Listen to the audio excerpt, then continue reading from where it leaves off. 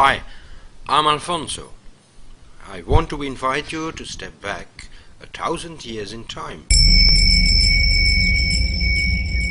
High in the Himalayas lays a small hidden valley, Spiti. Nearly untouched for the last 1,000 years, all historical main trade routes went around it. Until 1993, it has been off limits for any foreign visitor. Surrounded by 5,000 meter high peaks, even now it's difficult to reach. No airport, no road worth of that name, closed off by snow for 8 to 9 months each year.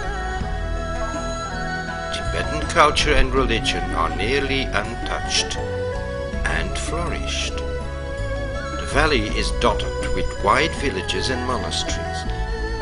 Life still follows the old seasons.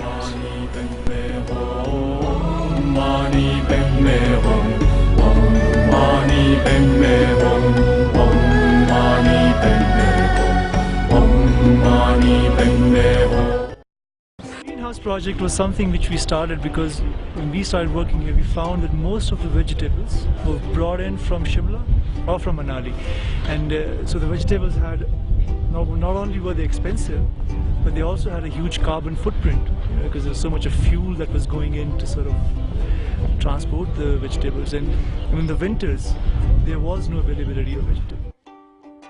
I mean, volunteers can do so many things. People who are willing to give in, they give in with full heart, so there's nobody better than them. And it's very important to go to these places and not just take photos and see how they live. It's about helping them as well and helping to preserve that, because at the end of the day, if we don't preserve that, then there won't be places like that for us to go anymore. When we started working in Spiti, there was no STD booths, there was no internet. So I mean, just any sort of communication with the outside world would basically entail taking a trip down to Manali and doing the communication there. She moved out of her Delhi home to set up her NGO Ecosphere and showed the people here that they can live off the local resources by quite simply harvesting a local wonder berry, the sea buckthorn. And with that was born the brand Serin, which in Spiti means blessing for a long life. Women of the area were employed to make jams, jellies and juices, earning the local women here a livelihood. For 2 weeks a year, when the berries are harvested, the women in about 30 villages earn about 500 to 800 rupees a day. Earnings are mostly ploughed back for development. Our objective basically has been met, that they started conserving this plant, which eventually will help in conservation of the. Another pet project is to get the locals here to give up firewood and use energy sources like solar technology to warm their homes. Udeshita pressing on hundreds of such homes are being built in Spiti Valley using solar technology, cutting down fuel wood consumption by a whopping 50%. With these solar passive houses, we've put temperatures, we've been gauging the temperatures over the winters, and temperatures don't drop below 10 degrees. So it's drastically cut down the amount of fuel wood and thus the amount of emission that's going into the atmosphere. With Ecosphere's green technology and ecotourism, the valley is slowly entering in the 21st century. But they need and deserve help from the outside. Most traditional help organizations have not found Spiti back on the map yet.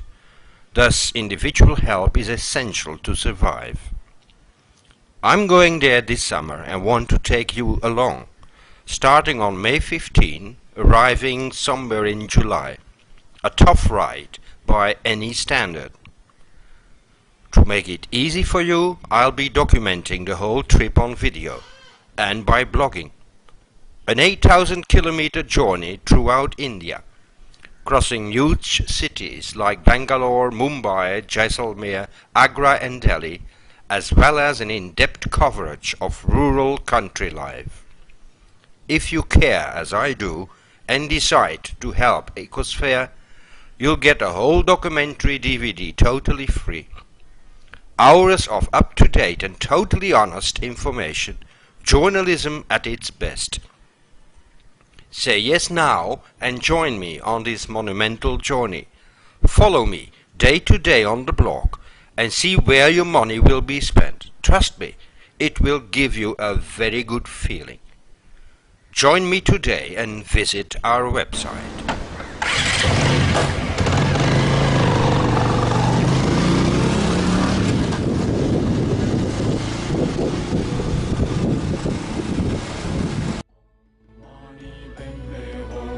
Om Mani Padme